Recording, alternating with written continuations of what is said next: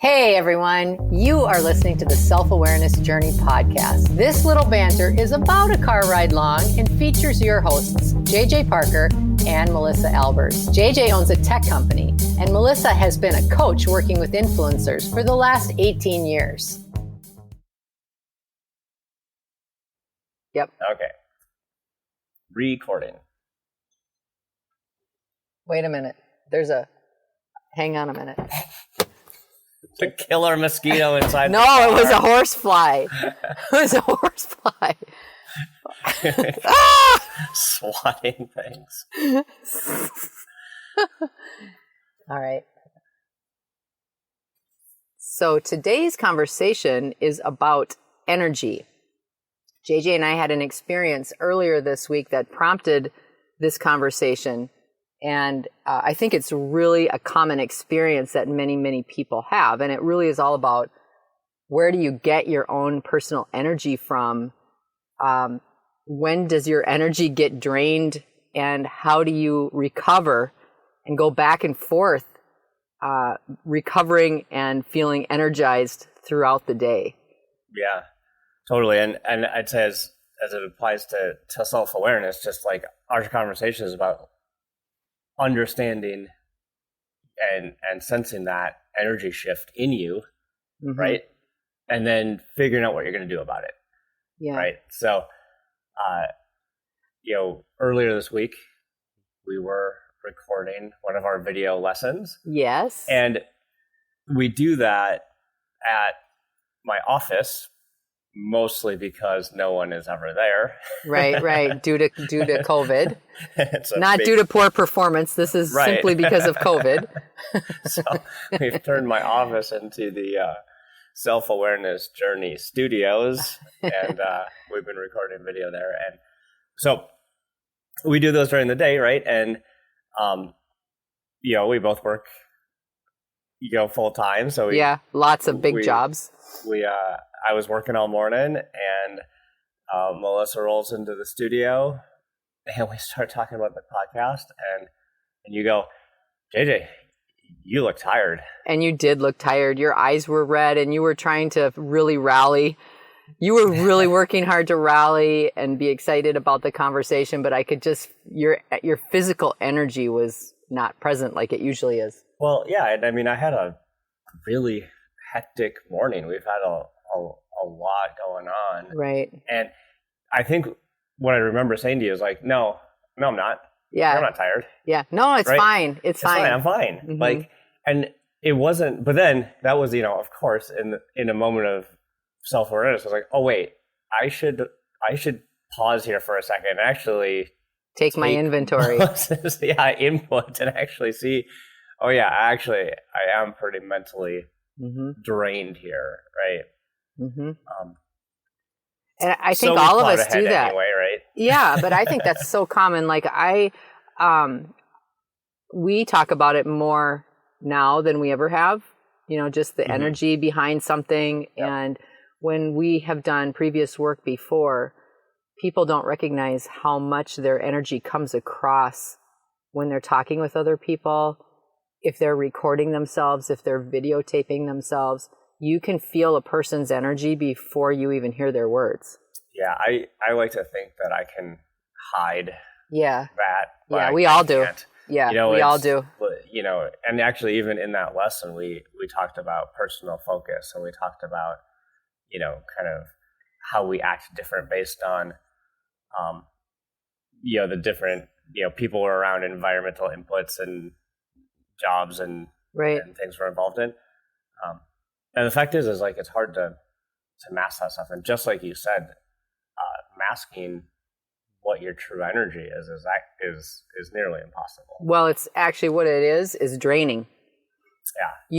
You may on the outside, this isn't having to do with anybody's skills. Like this isn't if you're good at your job, right? This isn't like if you're a high quality this or an expert that. This is really about how much energy it takes you to be that. And I think for me, really noticing what I'm naturally aligned with and what things or what people are much harder for me to align with. Noticing those things makes a huge difference for me on my energy level. Yeah, and probably, as we talk now, reflecting on my morning, I was in a whole bunch of meetings with a bunch of people, a lot of talking, a lot of detail work, which, a lot of those situations just take a lot of energy from me. Yeah, well, and particularly the one that was ending just before you and I were doing our recording was an hour-long conversation with a person, right? I was on a live webinar with a whole bunch of people. You were hosting a live webinar. Oh, yeah. Oh, the other topics at some point we need to talk about is like work amnesia. Yes. Both you and I completely forget about things we did in the very recent past. As in 10 minutes ago. Well, and in this particular case, that was right. So for me and my personality type, that's a really big energy spend for me. I have to spend a lot of energy to kind of be on that way. There's another something that's a little in the background a bit that you maybe didn't even notice, but I know about you, which is in that experience while you were hosting that webinar, there was a particular individual that was being really negative for the entire podcast or for the entire webinar. It was annoying the crap out of me the entire time. And you are not that way. So especially if you're going to present with people, you make a really concerted effort to be optimistic and approachable. And I mean, it takes a lot of your energy cycles, but that's very important for you to do that. So whenever you're in group settings like that, you push that out really prevalently. And this individual was having zero awareness of how he was pushing his energy out. And by the end of the hour, you were ready to lose it. And I was a little sideways, wasn't I? Yes. And you went right from that to, okay, let's sit down and be really connected and let's talk about personal focus. Well, so then we did, right? So we did, I got it together. We we reoriented, and what happened is we sat in our two black chairs and turned the camera on, and then everything that morning is probably why I can't even remember it. Yeah, just faded away. It all instantly went away, right? Yeah, because I was right back into my zone. Into the zone, back into my more authentic state, back into a flow. Yeah. And it was a whole different energy. And I remember commenting to you actually after that session because you were back to your old self. And you were bouncing around and doing all the technical stuff and checking everything, for our recording. And I said to you, wow, do you notice how your energy is just completely more buoyant? It's you're just happier and you seem really energized because you're doing something that's pleasing to you. What you just did in the last hour, and I remember using that word to you, is pleasing. It's you were focusing on something that you found pleasing, and it was very easy for you to do it, even when you were coming at it from a deficit. Mm-hmm. I just think that's really an interesting thing for people to think about is when you're coming in and out of things, we all have jobs to do. We all have responsibilities to do.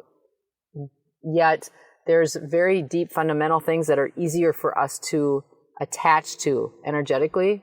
And to take your own inventory, I think is kind of a really important thing to do because it allows you to stay more in your centered, focused state, even just having an awareness about what's happening for you. Yeah, it sounds kind of hippy dippy, hey, check your energy. What's your energy like? But I think it's a really fundamental thing. Yeah, I do too. And I think the other thing is, how we've been saying in the last few weeks a lot in our self-awareness journey, and as we've been creating some of the content we've been creating right now, we're also very much talking about it's easier to observe other people than it is ourselves. Yep. And noticing how other people affect energy for yourself is also really important. Yeah, well, I say if in the realm of noticing other people, like what I often do is, it's like you said, it's harder to even maybe sense how it affects you. But if you ever watch somebody walk into a room, no, so like as an introvert who's constantly standing in the corner, just watching things unfold, you've maybe never experienced this, Melissa. I have no idea. Corner, is there like, you mean like a real corner? Like, I don't even understand what you're saying. But when you watch people walk in and interact with a room, you can see how their energy sort of changes what's happening in there. So so for me, my first observation is that one. Like, let's observe how a new person who, walks into the house, walks into the conference room, whatever, walks into school, changes the dynamics there. Yeah. And then you can kind of start sensing, like, because you're likely part of that, right? How that maybe is affecting your energy. Well, and you could even go more broad than that. You could, so one of the pieces that I study is the law of attraction with Abraham Hicks. That's something that I've spent a lot of time learning from, and it's a wonderful thing. And in that study, in that focus, they call it changing a segment. They talk whenever anybody comes into a room, it changes the segment, meaning the energy has changed so much that things alter. And if you consider even conversations with your loved ones, you can be in a grocery store, having an exchange with someone, and be energetically affected by that someone. So this is just what we do. We're human beings. We're noticing people's energies and ways of being before anybody even speaks.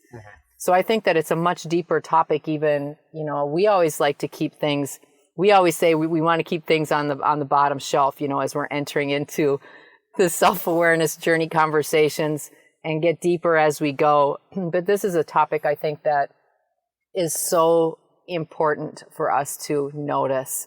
And what I have found, like even in my own development, what I've noticed is that if I am working with someone, I have to check my energy before I even go in the room. Like, this is what I do now. I check myself. And what I mean by that, like check my energy, what do I mean by that?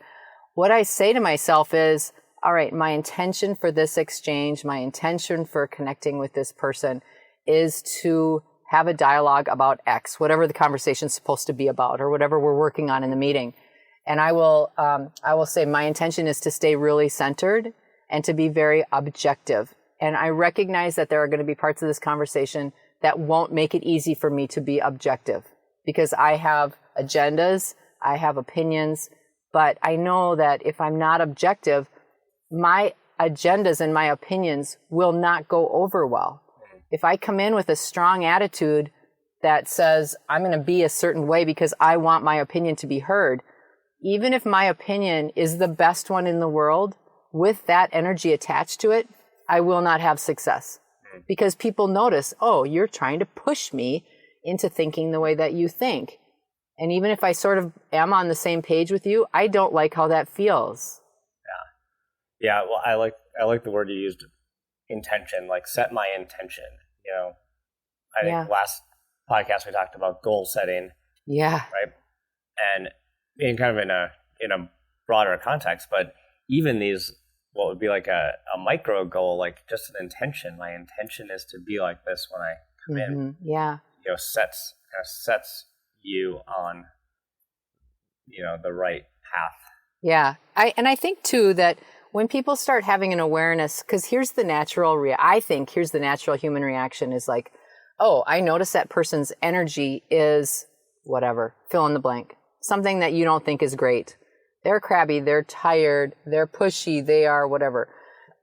What usually happens is that we then take offense at it, or we then make it about us, which is taking on their energy. It's as simple as that. Rather than, oh, I'm noticing that this individual is like that, and that's not mine. That's not mine. That's theirs. And I'm going to remain focused on what my energy is, because that's what I have control over, and that's what I'm interested in being supportive and helpful with. Yeah. I experience, that, and I think actually in another podcast we talked about this idea is that you don't have to take on the energy of someone else. No. Right? And it's very natural to do that. It is natural. And actually people kind of want you to do that. Yes, they do. You bet they do. And the reason they want you to do that is because they want to feel validated. Exactly. Right? And exactly. And validation and validating, being validated helps you feel more connected with people. So, but it's interesting because you don't have to take on the energy to validate someone's emotional state. Right? No, that's thinking. Right. That's really an interesting But it's thing. hard to do that. It's hard to actually sort of not get sucked into it or judge it or feel bad about it. Especially if it's big. Especially if it's a big energy, whatever the energy is. If you're working to have more neutrality and you're working more to just keep yourself in a centered, calmer state, any energy that comes at you that's bigger than yours will be very easy for you to take on and not even notice you are until you're absolutely exhausted. Yeah. So one interesting thing, we've been talking about energy as it relates to interacting with people. I personally am also really affected by the energy just of my environment, of my physical surroundings. And in fact, I've shared, bits of the story about in my business life, the troubles I had with my ex-business partner and that relationship kind of fallen apart. Well, after we broke our partnership up, we still had, and he left the business. Yeah. We still had the office. Yeah. That we basically built together. Yes. Right? Yeah. And that physical space was so hard for me to be in. Yeah. Like just walking in the door changed my entire energy. Yeah. And so much so that we had to move. It sounds so crazy, but I moved the entire company because I could not be in that, be productive and be my authentic self in that space. Yeah. Yeah. And even just talking about the energy that's created, with the two of you, because it was a really long relationship. And so it was a growing of the relationship, a growing of the office. And so from where you started, it was a very, you were much younger. You were much younger. And this partner of yours had a really strong personality. So I agree with you. What was created over a long period of time made it a certain way, and you were growing through it. And when your partnership ended, it was really because you just became at odds with how he wanted to grow or not grow versus how you wanted to grow or not grow. Just was not in alignment anymore. And neither was the office. It just didn't even fit your personality at all. Yeah. So I think that, people being mindful of their environment and how that might be affecting them. Yeah. Whether they realize it or not, Yeah. Yeah. It could be as big as a house or an office or something like that. It could be as little as a particular store, right? Yeah. A certain street. Yeah. No, you walk into certain stores and you can feel really different just based on that. That's so good that you're bringing that to our attention, because I wasn't even really thinking about that, but I think that's really important. And even creating your own certain space, right? How you decorate your space.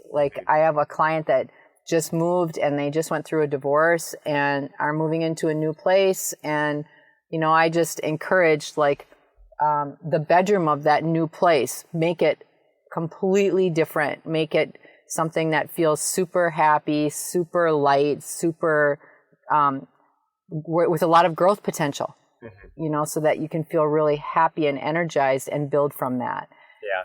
So I think that's really true. You know, the other thing besides that, besides interacting with people and talking about spaces, is also activities.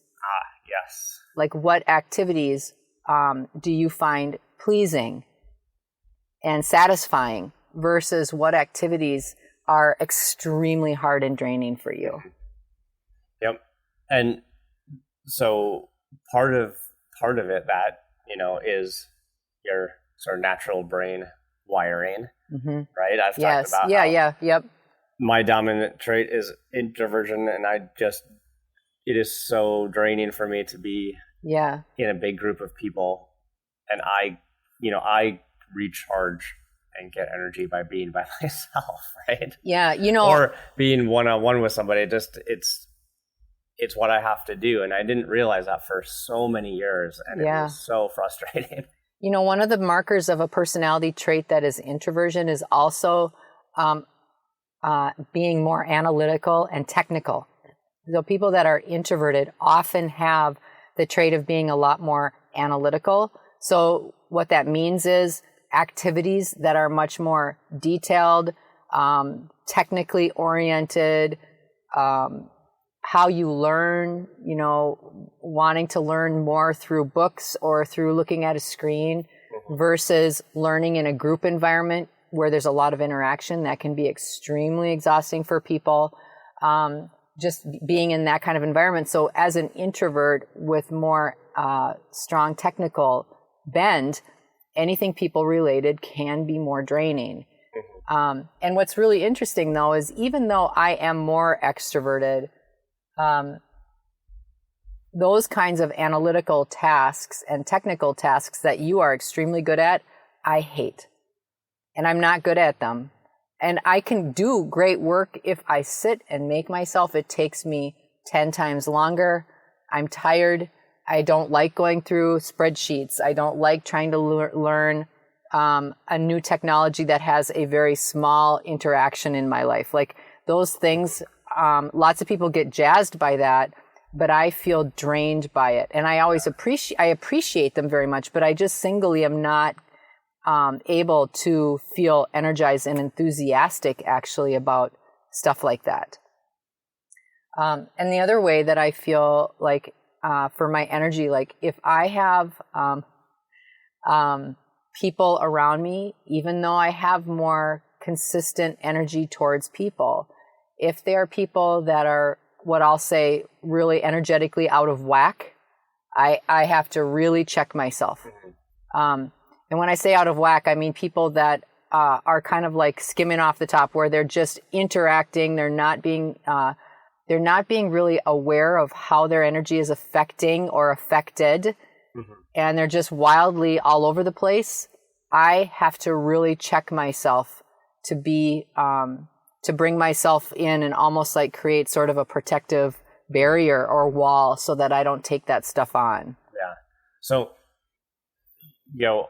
we've got a variety of different, ways that our energy either gets drained or added to. We flip through these different states like all day long, right? Right. And just becoming more aware of where we are at any given time. Like, are we in an energy drain, or are we in a energy add? Right. And I think, just as sort of bringing this all home, I think what's really important for everyone is to be able to take your own inventory. Like, recognize the people, the places, and the processes, right? Like, look at it like from those three perspectives. How do you feel your energy is when you're in environments or with people or doing things that are very easy for you and very pleasing for you and maybe even soothing for you? And where do you feel that in your body? And how does that make you feel in terms of your energy overall? Do you feel optimistic? Do you feel like energized, like you want to just go do stuff? And then take your inventory on the opposite side, people, places, and processes that you find more challenging, that drain you more.